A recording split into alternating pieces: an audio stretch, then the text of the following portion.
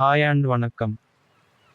GV. Prakash இசையில் தனுஷ் இயக்கி நடிக்கும் இட்லி கடை பட பாடல் ரிலீஸ் ஆகிருக்கு உங்களுக்காக.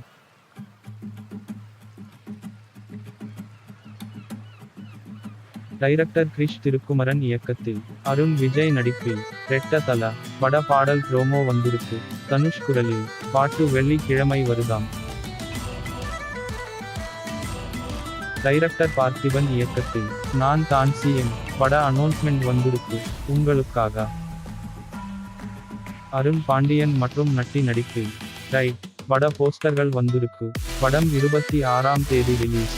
ட்ரெய்லர் நாளைக்கு வருதாம். அதர்வா ரிலீஸ் பண்றாப்ல.